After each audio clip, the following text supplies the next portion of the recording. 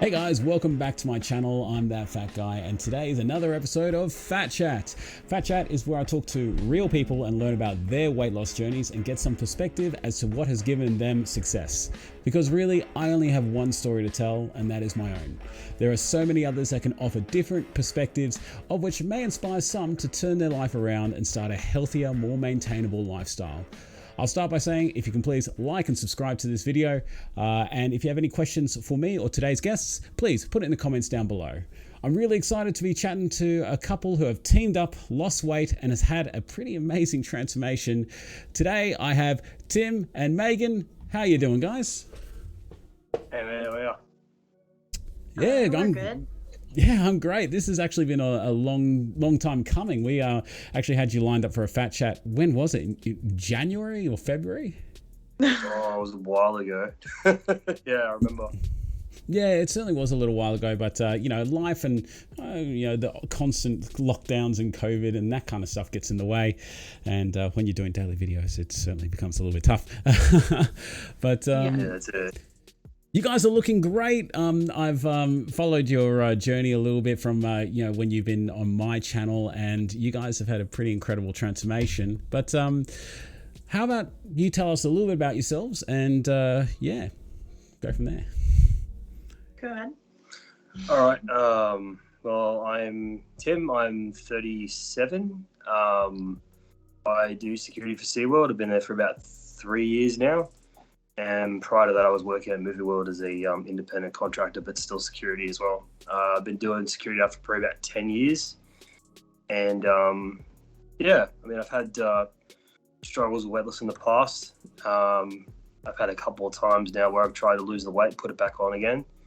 And so both times were different. And this time now I think it's just something that I kind of want to stick with, and for life kind of thing, just keep losing it and sort of maintain it after that as well, just be healthier for myself and for my wife and for the kids and stuff, and just in general.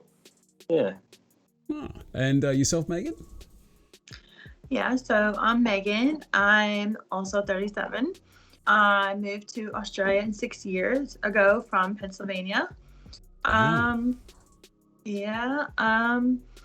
doing the shakes in 2020, I think. Sorry, I can't even remember the years. So I've been on my journey for about 18 months, and I found out that I was diabetic right before. Oh, really? So I kind of was forced to do it. And then Tim, it was very difficult for me to do it on my own with him eating a lot of junk food. So he joined me. And since we're doing it together, it's so much easier. I started at 126 kilos, and now I'm 79. Wow. That's incredible. That's incredible. Hold on. Wait, my math. 126 to 79. What is that? That's 7 kilos, is it? Am I right with saying that? Yeah. That's right. Yeah. Wow, that's incredible. And Tim, mate, you look like you're pretty different there. So, like these photos you sent me, these are some before photos. Is this right before you started the shakes and your weight loss journeys? Nah, a bit before. Before that, yeah. So for me, that was when I still lived in the U.S. And so Tim, when we met, in 2014, Tim was a lot thinner. When he came to the U.S., obviously gained a lot with all the American food. Yeah, it was about. He was 100. He was 100, exactly, and he went up to 130 in a year. It might have even 135 actually. Yeah. Did I hear 107 to 135? Yeah, something like that, roughly. Yeah. Oh, exactly. It was exactly 100, and because initially when I lost weight first, I was at 110 before I started. I went from 110 down to 85. Then I put it all back on again, up to 100. Then I went to the US and I went from 100 to 135. And then I think we got back here, I tried to dial it back a little, and I went down to 125 and sort of hung around that number for a little while. Wow. Before losing it. And then when I started, I just sort of I started small, like I cut it out, all the soft drink and everything else like that. And I went from 125.7 down to 89.2 now. So that's where you see now, 89.2.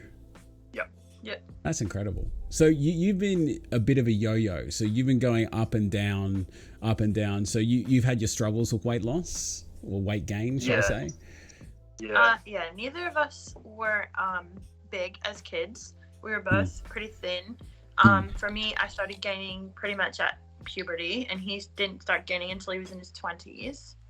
So it wasn't like a struggle for our whole life, but for most of our adult life, pretty much. So why do you think that is? Well, I don't like to say like what the doctors tell me as excuses. It feels like excuses, but they did tell me that most of mine was hormonal, which is why I ended up being diabetic, insulin, and things like that. But I can't say that it was all of that. I definitely took advantage of, food in the U.S. But I did become a lot healthier here.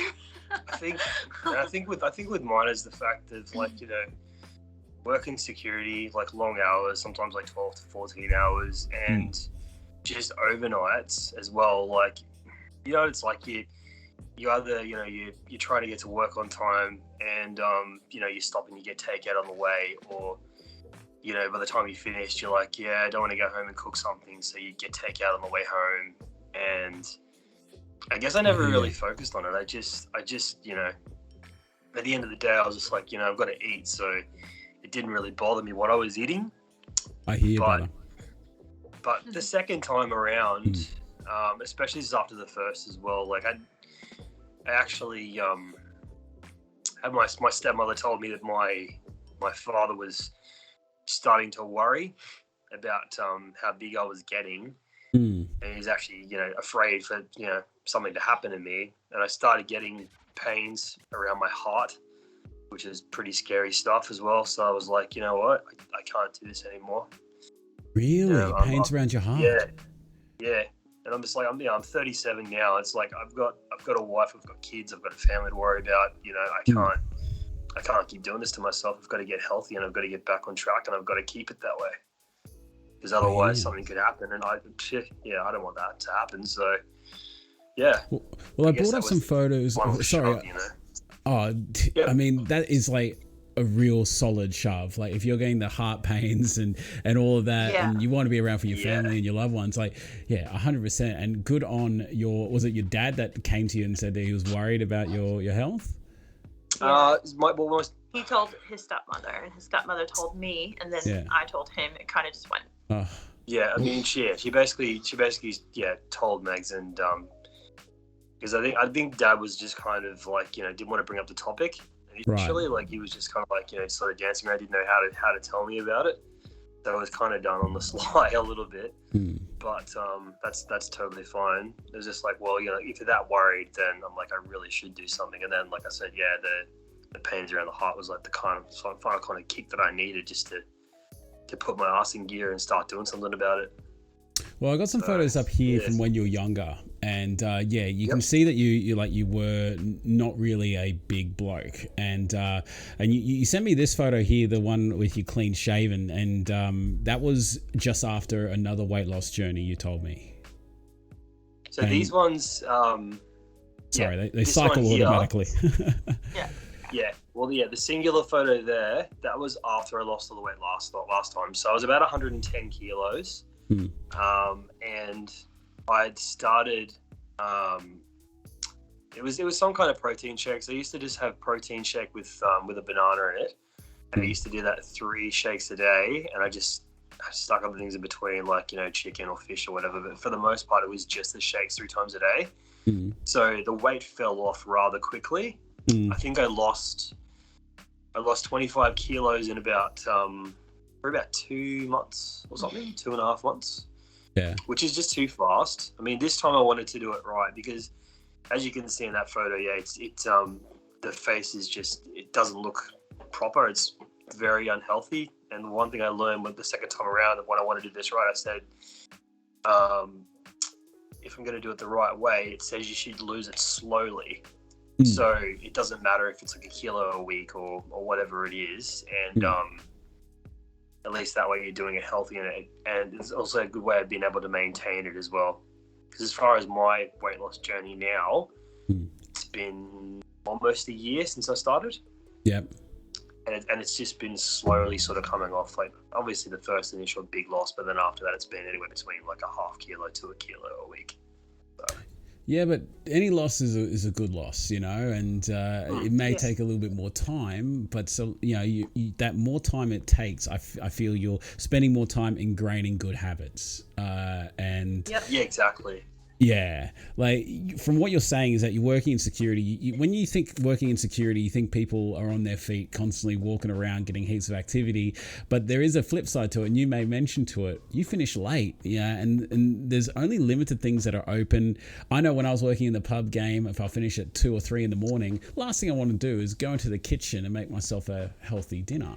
And the things that are open are generally the McDonald's kind of inclined fast food drive-through kind of junk stuff, and it's very easy to gain the weight in that instance unless you are very organized and prep meals ahead of time, but I'm not like that. Don't know about you guys. I mean, I've started doing that now, but I mean, that's another thing as well. Like, you could have a job in security where you're patrolling constantly, so you're always moving, but then of course there's other ones where they're just static and you've got to be in the one place, like you can't move, you can't go anywhere. Wow. And then you just sit there and you literally get to a point after hours where you'll start eating out of boredom because you got nothing else to do. Wow. I can't imagine what it must be like being a static. So currently, are you patrolling or are you static? Patrolling now, yeah. That's good. That's good. Yeah. You get heaps of steps. It's much better.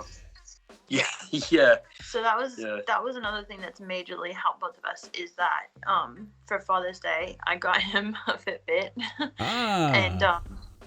And so to my American friends, Father's Day is in September here instead of June. So last September I got him a Fitbit, and it's helped both of us, because after I saw how he was doing with his, I bought myself one, and it's so motivating. Like, Fitbit has challenges and stuff you can do with friends, but I'm sure they all have their own kind of stuff like that. And for him, he's always had a lot of steps because of working, but I'm a stay-at-home mom, and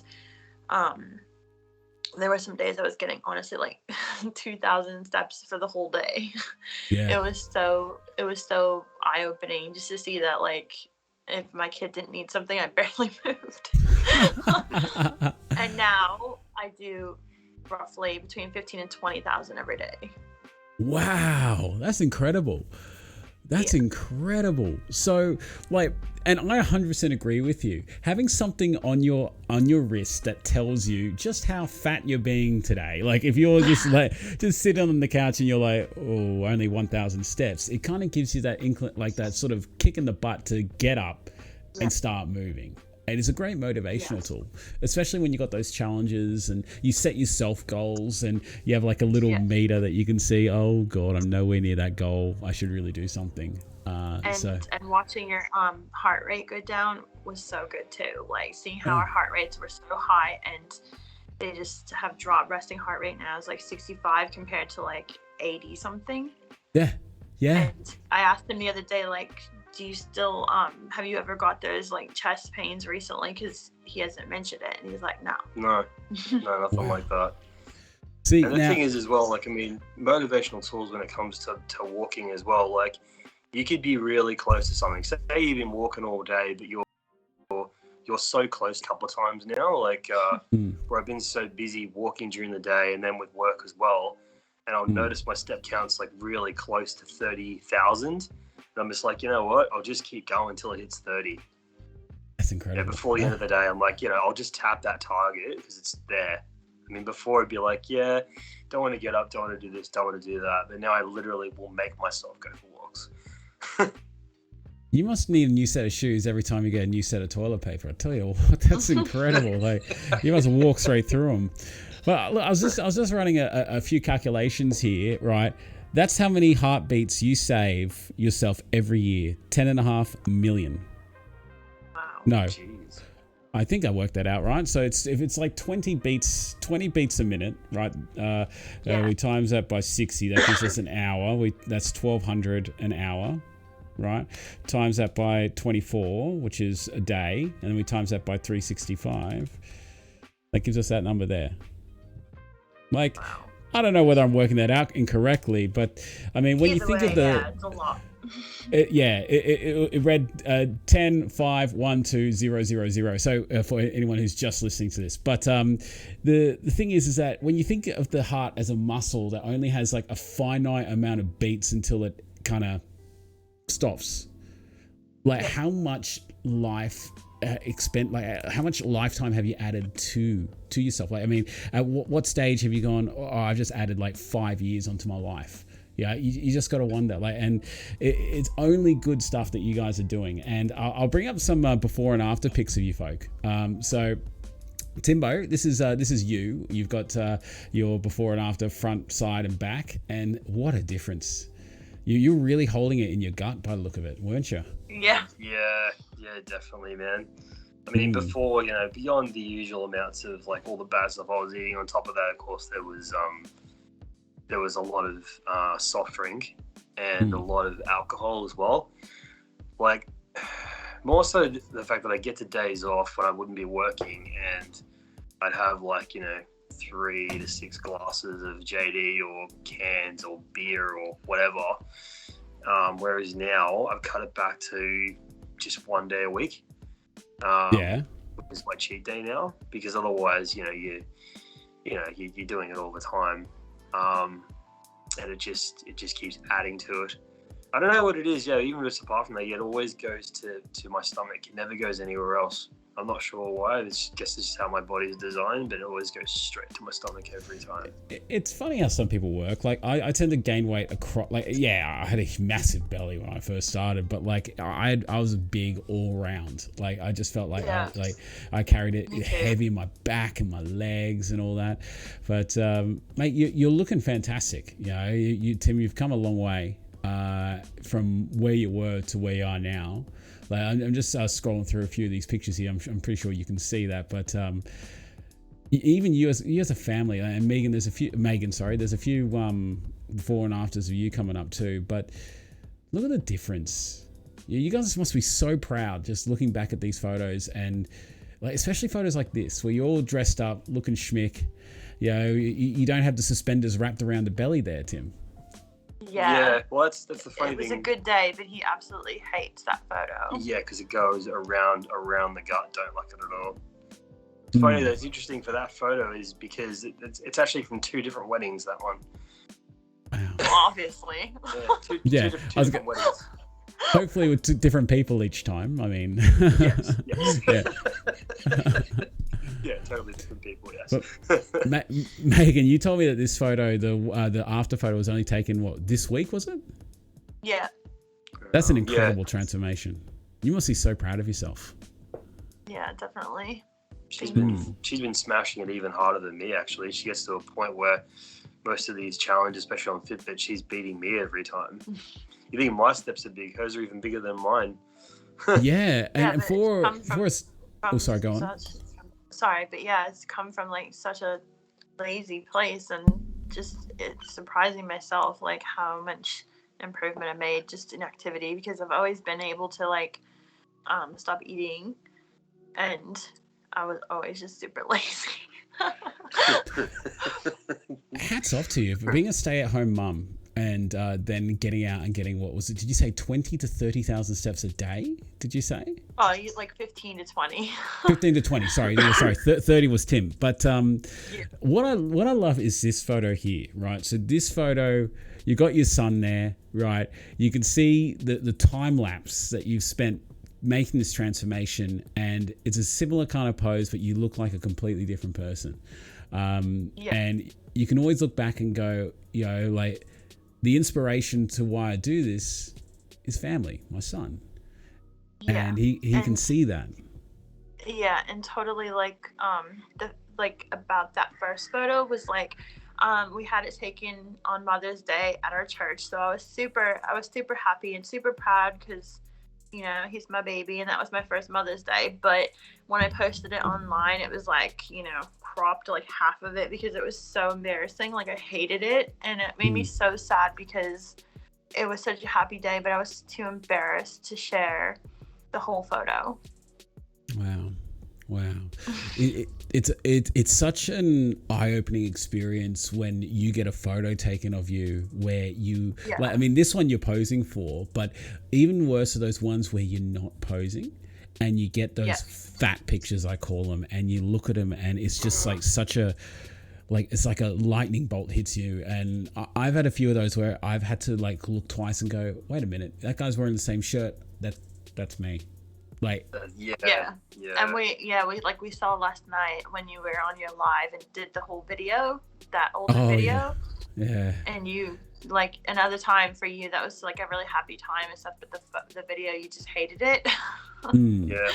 Honestly, I used to see, like, because obviously, you know, Megs would do impromptu videos and photos and stuff with me, and she's gone back through it and seen some of my memories, and I just see me with this massive belly, and I can't stand looking at it. I'm just like, oh no, just and now I look at myself now, like every once in a while, you know, occasionally. I had one the other day where I actually felt, which is weird because I still think I've got more to lose. I know I do, but I actually saw myself in the mirror for like 2 seconds, and I'm like, geez, I feel really good. And just it doesn't happen very often. I'd say it happened maybe once or twice since I started. I just looked and I'm like, yeah, I feel great. Yeah. That's awesome. Like, occasionally I get those days where I look in the mirror, I'm like, oh yeah, I'm going all right, you know, and then you get those, but then you get those the very next day you're looking in the mirror, it's like, oh God, look at that gut, you know. It's funny how your brain works. A bit of body dysmorphia in the morning, it's great. It's just like a big old cup of coffee. But Megan, look, we glazed over it a little bit, right? You mentioned you got diagnosed with diabetes, right? Could you tell us a little bit more, only if you feel comfortable, can you tell us a little bit more about that and how that came about and what your initial reaction was to it and how you're doing now? Yeah, so I first was diagnosed with gestational diabetes when I was pregnant with my son Jax, and that was in 2017. So I just had to cut sugar and, you know, do walking and things like that. And so I ended up 17 kilos less when I gave birth. That's amazing. And then after I gave birth, obviously, like they said, you know, you're pre-diabetic, so watch what you eat. And I didn't. And I really should have, because it is in my family, like almost all my family members are diabetic as well, but they didn't mostly become diabetic till they were in their 50s. So I guess I just thought I had time, didn't have to worry. Right. And then February 2020, found out that I was, and like I guess I was shocked, but kind of not. Was it one or two? Type 2. Type 2, yeah, type 2. Yeah. So for all those who don't know what type 2 diabetes is, would you mind just explaining what it does to your body and how you need to manage that?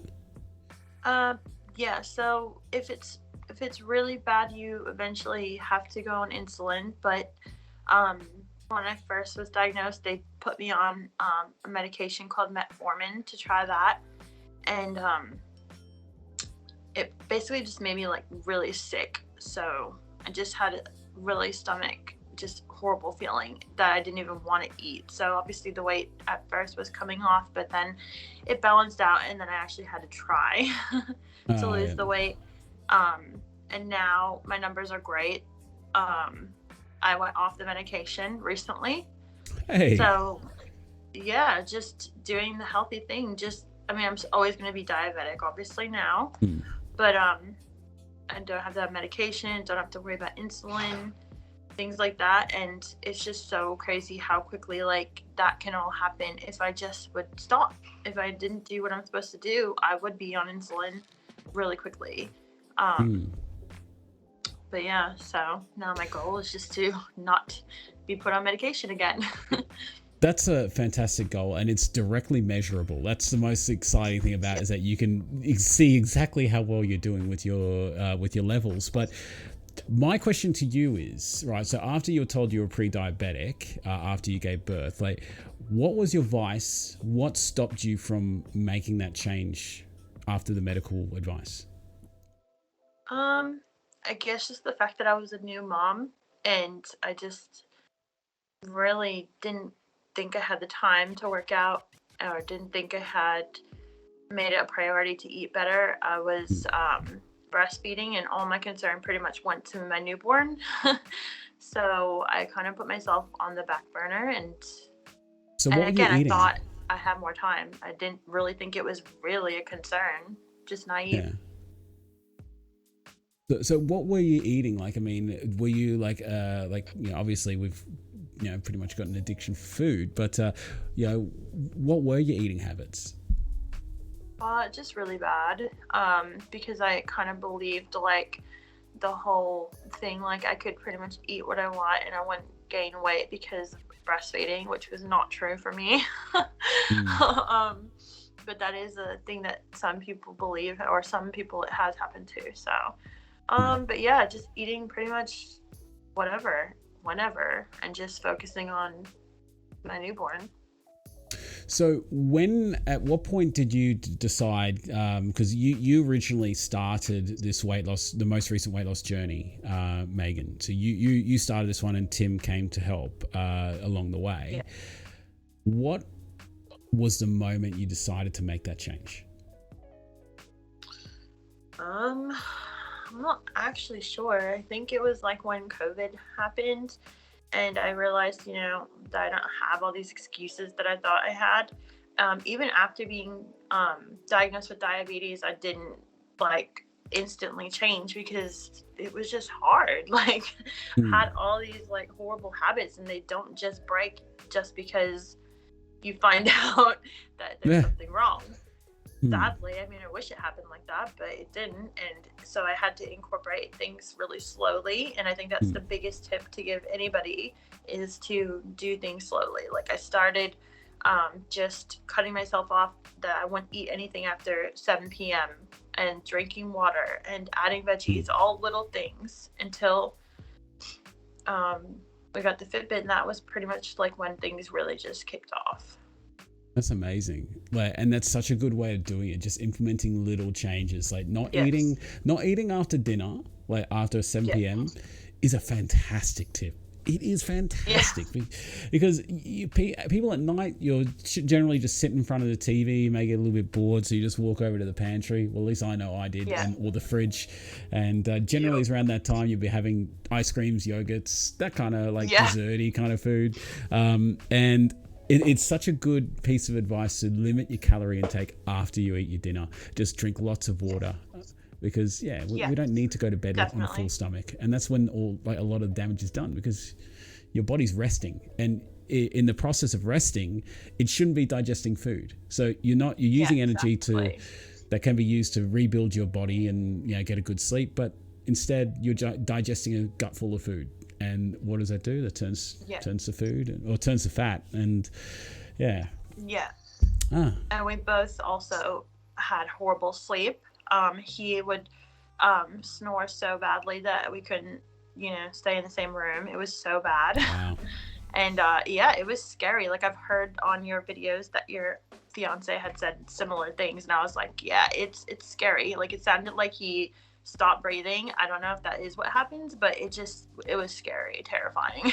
So definitely, it sounds like you got a bit of obstructive sleep apnea there. Have you seen a specialist regarding this at all, or has it changed since your weight loss? To be honest, it has. I mean, I don't really snore anymore. I mean, it was the same for both of us. I mean, we both did. Mine was probably worse, I'd say. But you get to the point where, it would literally like wake you out of sleep. And I'm pretty sure when that happens as well, you do stop breathing.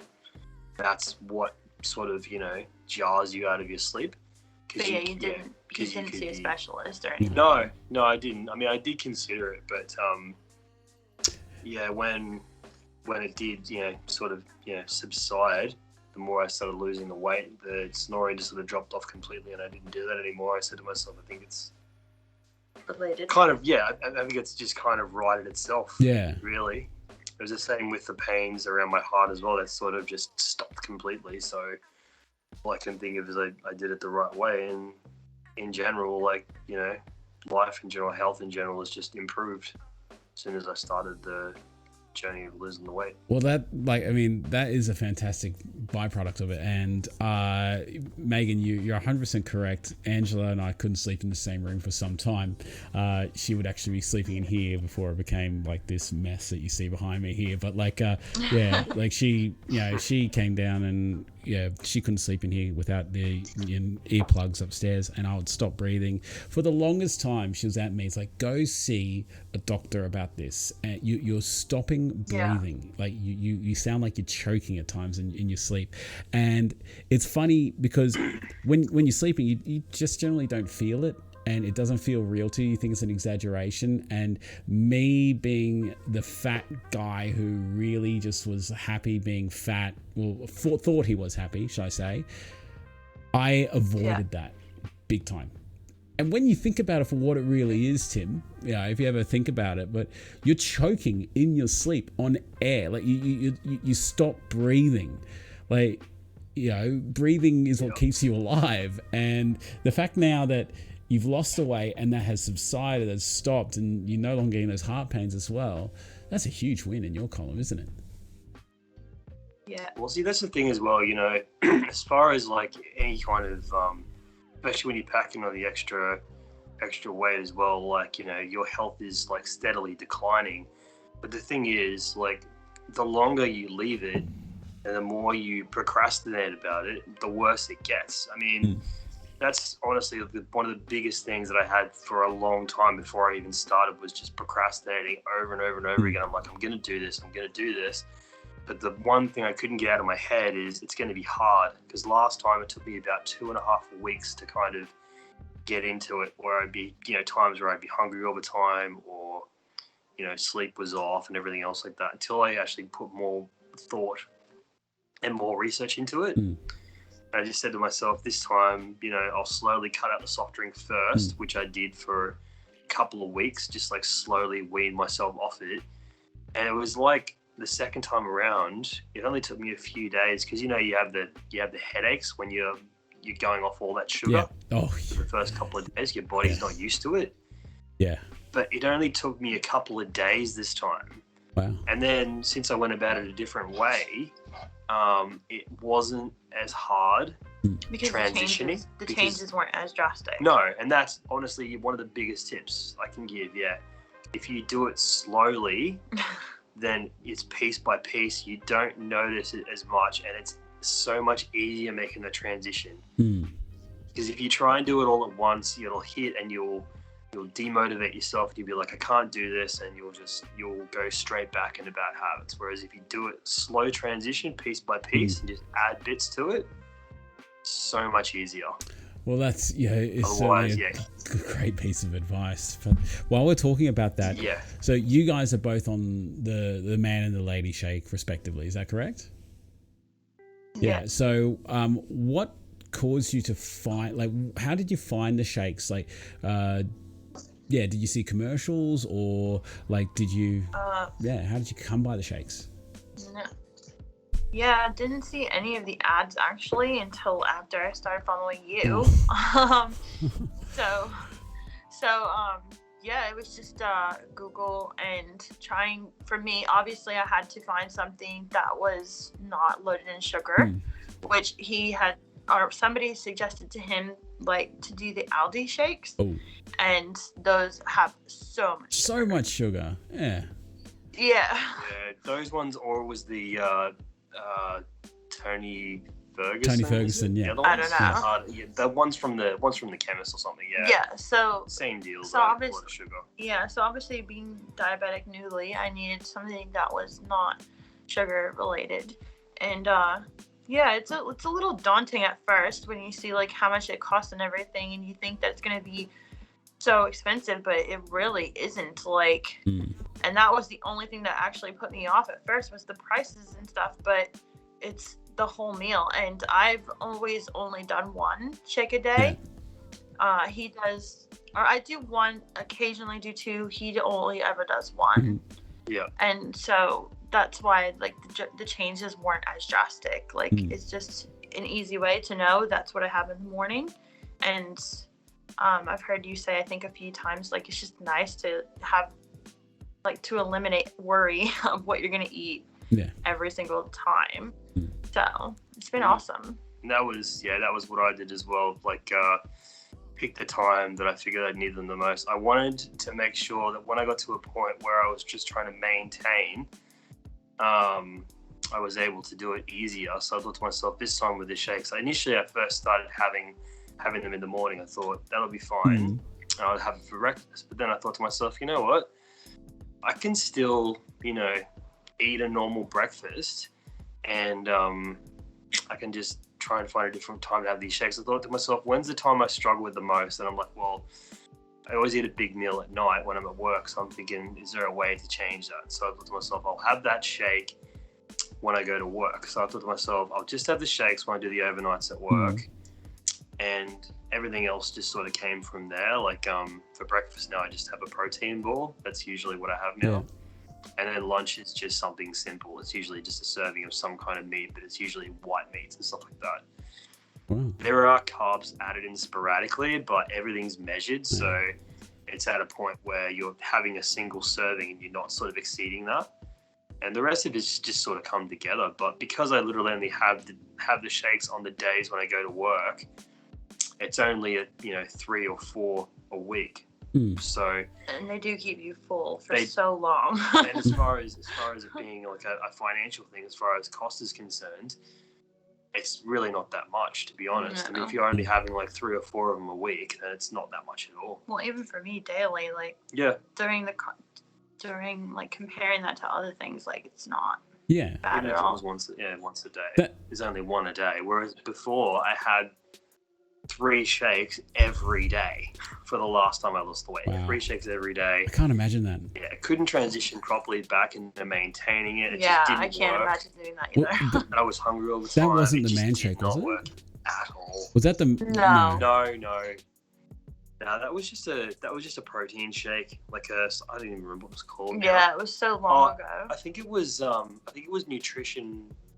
Australian Nutrition or something like that it was called. Oh, okay. All right. Well, I'm not too familiar with it, but I can't imagine, like, if it was just a protein shake designed for, like, muscle building, that kind of stuff, it probably wouldn't have the balance of vitamins and nutrients that the Manshake and Lady Shake offer. But what pleases me about what you're saying is that, like, you understand that the Manshake was a tool that you could use to suit your day. You don't necessarily need to abide by the 2 shakes a day, breakfast and lunch, and have a dinner. You can mix and match it and make it work for you, and it has. Like, I mean, you say and we have completely opposite schedules, and it works different ways. That's great, because you say, especially like, oh, sorry. You say that it wasn't a dramatic change, but I'm looking at these pictures, and I would say, it's a dramatic change. And you mightn't feel that it was that way in terms of your diet, but that's what's so good about it. It doesn't feel like we've changed like such a dramatic lifestyle change, but that's what's the best part. Like, it's funny too, because I mean, one good thing like is we basically just picked exactly the way we wanted to lose it, and we did it our own way. Like when I was initially discussing weight loss with a friend of mine, he actually wrote me up a whole list because he'd done it as well. He'd lost a lot of weight, and he goes, well, this is what I did.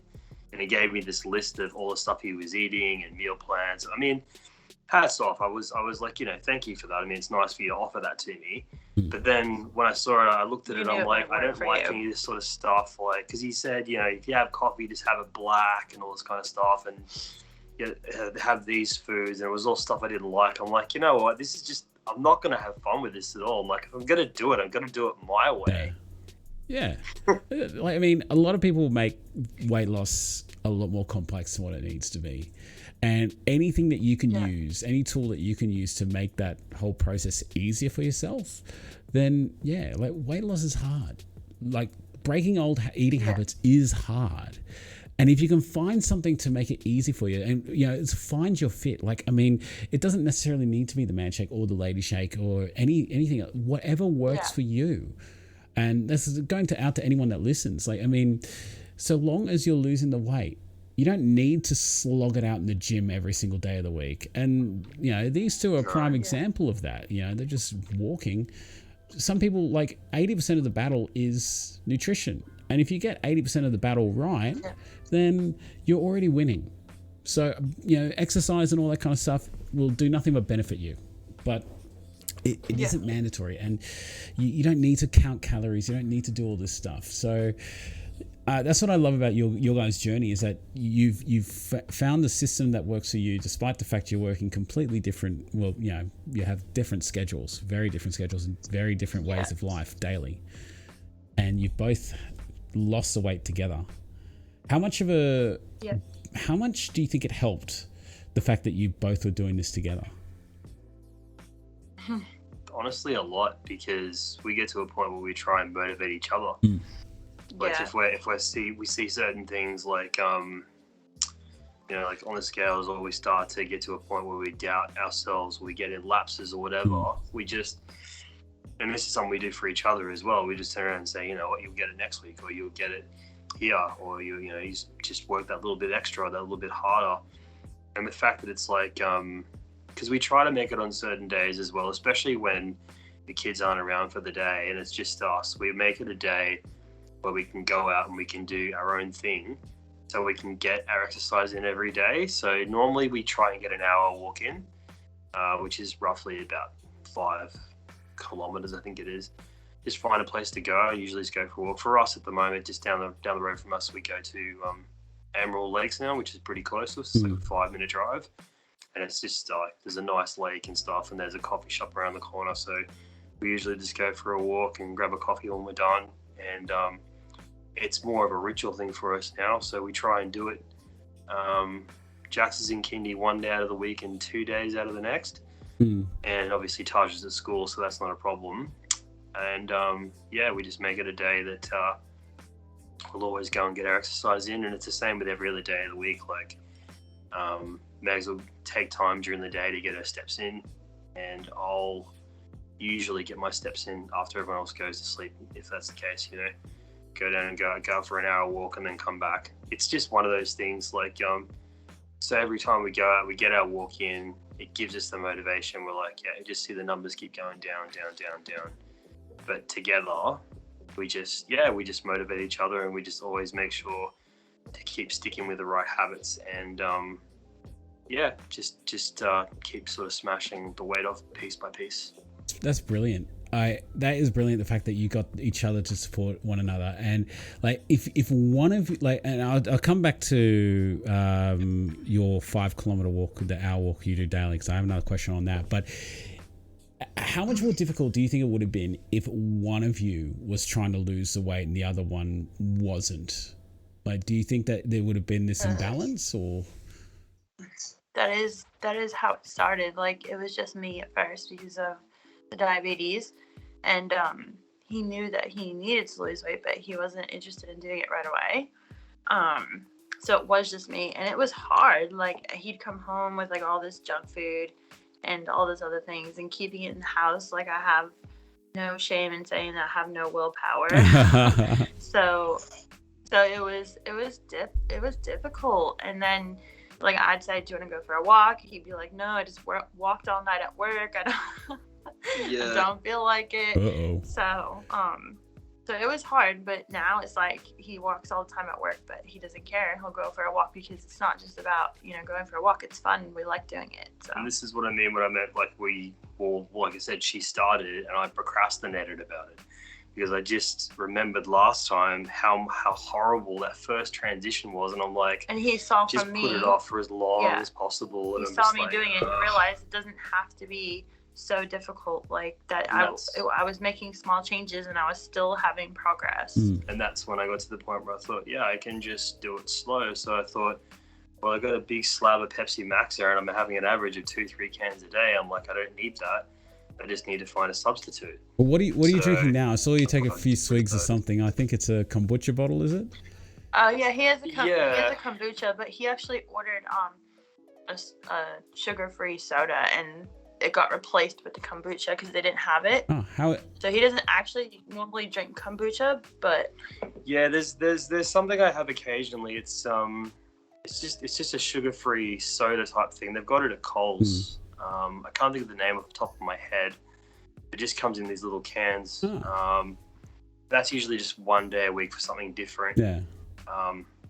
But the rest of the time So you're on it's water, is that right? some kind of sugar-free soda. yeah, for me, Either water, cordial, or juice for the most part. Yeah. he's not really into like water at all. I drink tons of water, and I feel like that benefits me a lot. I can notice the days I don't drink water, I gain a lot of water weight somehow, and he's able the whole time to have like cordial and juice in moderation, and it's not affected him. There you go. Luckily. Well, I mean, the thing is, cordial is practically like it's like 85-90% water anyway. So You get the sugar-free It's not too cordial, bad. should we say? Yeah. Yeah. For him. Yeah, sugar-free. Yeah, because like the regular cordial's like terrible. It's so full of sugar. It's yeah, but that's awesome, man. Like I mean, like I love kombucha myself. It got a bit pricey for me. That was the big thing. Like the ones that I really like are the Next Bar kombuchas, and I used to get like the bottle 4-pack, and because that way I can kind of ration it. Whereas if I had like the one big bottle of it, I would tend to want to drink it really quickly. So yeah, but then it was just I was drinking more and more of these, and it was like $8 for like 4. And so I've been having a bit of Pepsi Max. Now, you mentioned Pepsi Max before, like got no sugar and everything like that, minimal calories and just a little bit of sodium. I think it's like 4% your daily intake rate. And I got no problem with that, you know, because I came from Sotra. I drank myself fat, you know, like drinking Coca-Cola, full sugar and everything like that. Like, it's a bit hard for me to not have something, an alternate, because I love water, but I do also like, you know, at night cracking a soft drink, you know, and Pepsi Max really is not that bad. Yeah. But I wanted to ask you guys, like, 'cause, so you mentioned that, like, you know, working it together, now you go out for like that that hour-long walk, maybe 5 kilometers, you go down and you go somewhere and do that together, right? What kind of activity would you have done when you guys were in fat mode? Like, instead of walking, like, what would generally be an outing for you? God, honestly, probably just going out somewhere and getting takeout. Yeah. Yeah, that'd be Like it. Probably going to Hungry Jack's and getting a large triple cheeseburger super stunner meal, I'd say. Oh. Or a Like large Big Mac meal, or a large cheeseburger Oh meal, my triple gosh. cheeseburger meal, or that was our outing, yeah. And then maybe following with some kind of dessert as well somewhere. Yeah. Like when I say that we had really bad habits, like I'm not exaggerating. Like we were the worst as a couple, like because we both were obsessed with food, Yeah. and we both liked to not be active. I think our takeout bill on Yeah, average, that was an eye opener when we Yeah. saw like we were spending roughly like $200 $200 to $300 a fortnight, I think it was. We were spending on takeout food. on just takeout food, Wow. and that was on top of like regular grocery bills. Yep. It was so bad. Because we'd get to a point where I'd say, we need to go and do a grocery shop because we've got no food in the house. And they'd just say, no, I don't want anything from the shops at all. Don't want anything. Just get me McDonald's or just get me Hungry Jack's. Oh. Like Yeah, she was terrible with it. But then again, like I said, I was an enabler too, because I'm like, she's basically just saying we'll get takeout and takeout's good. So Got no problem as with much as I that. didn't want to do it and saw the spending and stuff, I'm just like, whatever, we'll just get it. Oh, it's So I just sort of gave in every time. it's so easy to. So I was just as bad. It's so easy to just go into that drive-through, get a ultimate double Whopper meal with a Storm Chiller or whatever they're called from Hungry Jack's. Like, I 100% agree with you. And like, I mean, it's funny to think that your outings would be like, you want to go out and do something? Yeah, let's go to Hungry Jack's. You know, like that's But what a difference it is now. We weren't active at all. We didn't like walking. No. That sounds so bad. Like we didn't even like walking. No. But It'd be like, oh, we gotta walk somewhere. I'd be like, Can you park any closer? Like, I mean, like. Yeah. I used to be that guy. Like, I used to be that guy. Like, I would hover around the doors, like, until I could find a park that was close by. Because I was at the back of the car park, even though it would take me 20 seconds or 30 seconds to walk across the car park. Yeah. No, I want to park as close as I can. He would literally like drop me off at places so I wouldn't have to walk. It was just so bad. But I mean, it's embarrassing. But if it shows other people that you can go from that to this, then it's worth it. And as far as getting the takeout food is concerned, we never even left. We'd never even leave the car. We'd go through the takeout. We'd get the takeout from the window and then park the car and eat it in the car. That This is so embarrassing. No, because I used to do the same. Like I think that was like laziness squared. Like you leave your house to get into a car to go to a drive-through of which you don't even leave the car to eat it, when there is a restaurant that you can sit at and not get salt and chips all through your car, and then you just drive on back, and that was your outing for the day, and you haven't even left your car. Which, it's, and if your car's parked in the garage, you haven't even walked outside your house. You've gotten into a vessel that takes you to get some food, and you come straight back. So I've done that many times. So don't be embarrassed. Don't be embarrassed at all. In fact, I would still love to do that. But that's me and my. I still had that real.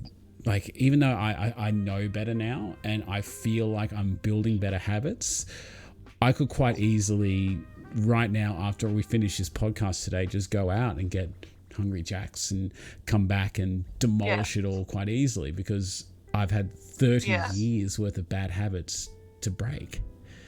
And totally. And you mentioned before you have no willpower, and I honestly liken willpower to a muscle. Right. If you spend years of your life using no willpower when it comes to food, it's a weak muscle. You can't, you won't have any strength in it. But you can't just start running a marathon, straight away. You need to build up to it. Yeah. So it's little wins that you can get with your willpower. Say, no, I won't have the Coke today, or no, I won't have food after 7. Then you're working out that muscle and it gets stronger and stronger. Like, would you guys agree with that? Yeah, definitely. 100%. Definitely. So considering, we've been talking for a little while now, so you guys have had this amazing success. You guys look absolutely outstanding. How much further do you guys want to take it? For me, I would like to be healthy BMI, but I'm not really that stressed about it, because I know it is, a little bogus. But it says that I need to be 75 kilos just to be in the healthy range. So that would be about 5 more kilos for me. Oh, it's not much considering how much you've lost. You could get there quite easily. I know, but it's ever since Easter, it's slowed down so much since I got 80. It's so hard. Yeah. We honestly got to a point when it started going into winter, especially when you're working out, you're not sweating out as much or being able to lose as much. That's why usually people either put on weight or the weight stays the same. So we said to ourselves, we'll kind of just try and at the very least maintain it through the winter. And then when it starts getting spring back into summer is when we'll hit back extra hard, just to try and to lose the extra. Yeah. So his final goal is what? Basically, my BMI says 78. But the last time I lost weight, I was down to about 85, which is only a couple of kilos less than what I am now. But basically, the goal is to try and get to the BMI of 78. If in the meantime it kind of looks like to a point where I could be losing too much and I'm getting unhealthy from the other side of the spectrum, well, that's when I'll stop where the weight is, whatever it happens to be, and then just switch it up from there to maintaining, but also get to a point where I just want to start lifting weights maybe once a week just to tighten everything up. So basically, start working on tightening everything up, and then also go in like leading into, say, push-ups and sit-ups and everything else, and then try and flatten out the belly, maybe get a six-pack going on at one point in my life. So you want a great again, cheese that's on it, the harder part as well. Yeah, it doesn't have to be like a crazy thing. I've just never had a time in my life where I've been like, real actual definition. And I mean, I'm thinking like slowly just to tighten everything up, but maybe like later on, once everything's sort of tightened up and the muscles sort of built up a bit, just trying to smash that out to a point where there's some definition going on, and just so they can be at that healthy point, and then from there it'll literally just be maintaining the weight, and then always just eating healthy from then on. Just trying to keep it that way. But it's another transitional thing.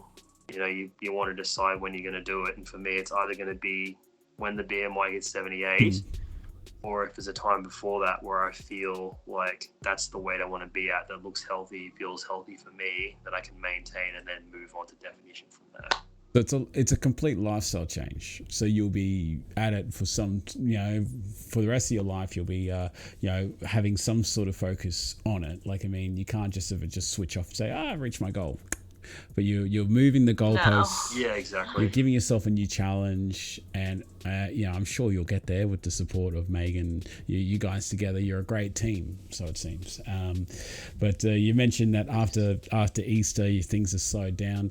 I don't know whether anyone else calls it this, but I dub it the hibernation effect. So going into winter, I feel that our bodies naturally want to retain fat and just slow down and sleep. Like, at least that's the way I feel. Yep, I explained the same thing to him a few weeks ago. Yeah. Yeah, definitely. So I'm looking forward to the spring and summertime where my weight will eventually drop off a lot faster. Because I feel like I've like you, Megan. I feel like I've been stuck in one spot, like in between 110 and 100. And you really want to be under 100. Yeah. So I feel like I've been stuck there for a while, and I'm hoping that once it starts to warm up a little bit, it'll be a bit better. My body will just go, wait a minute, hold on, wait, this is not hibernation time, so let's lose it. So would you guys do anything differently? Like, now that you've had all the success, would you do anything differently, or would you kind of keep it all the same? Well, I mean, honestly, the one thing I would say that I probably would have changed would be probably just like knowing exactly what it is that you want to do before you start. Like, as far as, I mean, I think as far as like meals go, because for me it was sort of like piece by piece. I mean, I was able to figure out, and I was able to find something that would work for me as far as finding, because that was honestly the hardest point, was trying to find different meals that I could have that was going to be healthy and was going to be like the right amount and stuff. I mean, the one thing I really struggled with trying to figure out was breakfast, because I was like, it seems like everywhere you go is unnecessary carbs, and for a long time I had no idea what to do about it. I'm like, I can't have cereal, I can't have toast. Don't eat eggs. Don't eat eggs because I don't like them. You don't eat eggs. I can't just have. I know. That's I hate eggs. crazy. I love eggs. So I was like, what am I supposed to do for breakfast? I'm like, I can't. And then I'm like, I could just have a banana or something. But I'm like, but I have those in my shake. And I'm like, there's got to be something I can do. And it just took me quite a while, actually, after I'd started to find something that would work.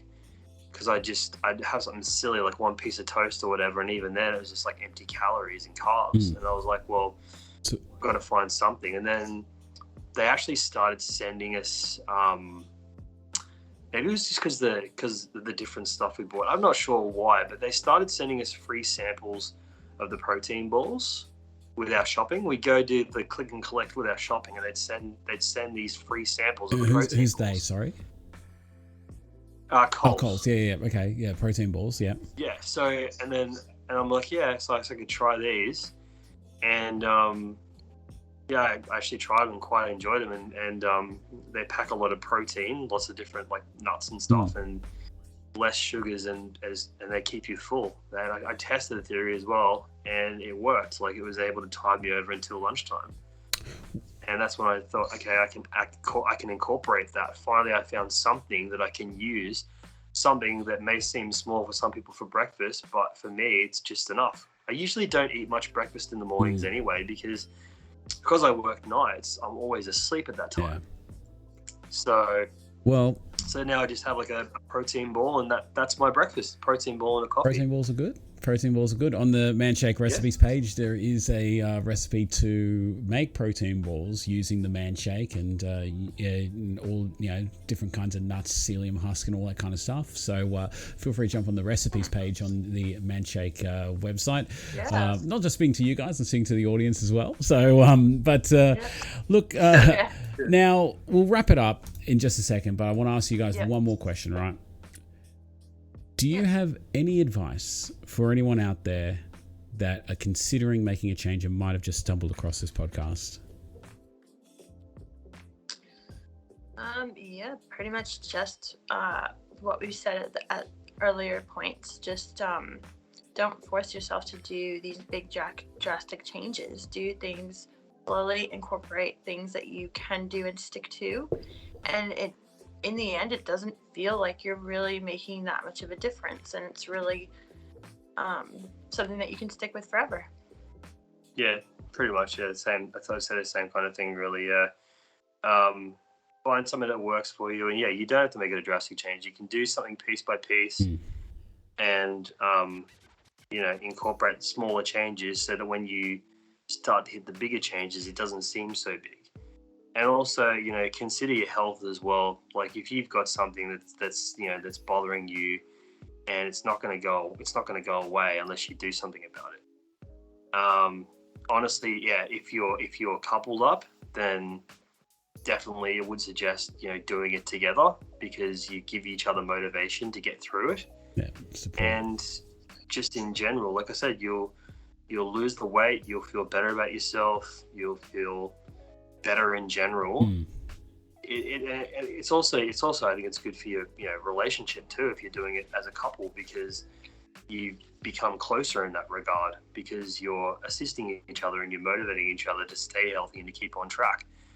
And you can do that for life very, very easily. And it's just so you just look at that. It's hard, but once you do it, you see the rewards. And once you see the rewards as well, you realize it's all worth it. It really is. You absolutely nailed it. Not only are we giving weight loss advice, we're also giving relationship advice. Yeah, work together. Work together. Just call me Dr. Phil. Dr. Tim. Well, Dr. Tim and Dr. Meghan, it's been so good to get to know you a little bit and have this chat, long overdue chat. I will say again to everyone out there that may be listening or watching this, can you please like this video, subscribe for more, but also jump onto Facebook. There's a page called the Manshakers page. It is like a world outside of Facebook, where Facebook is such a negative and place that's full of just people trying to one-up each other and just put each other down. But the Manshakers page is something completely different. It's full of guys that want to do nothing but support each other. So if you're a bloke out there, get on the Manshakers page. The Lady Shake, I believe they also have their own group as well. Megan, what's the name of that one? I actually don't know it. Is it Ladies of the Shake or something like that? Lady? Yeah, I think it's just Lady Shakes. Yeah, check them out, because the more support that you can get to support you on your weight loss journey is only a good thing. So why not enlist the help of strangers? But guys, thank you again for being on this episode of Fat Chat. It has been a great time. I hope you guys have enjoyed yourselves. Yes, thanks for having us. Definitely, thanks for having us on. Yeah, for sure. Well, guys, thank you so much for tuning in today. You have yourself a great time. I love every single one of you. There's absolutely nothing you can do about it. And you have yourself a fantastic day. Bye.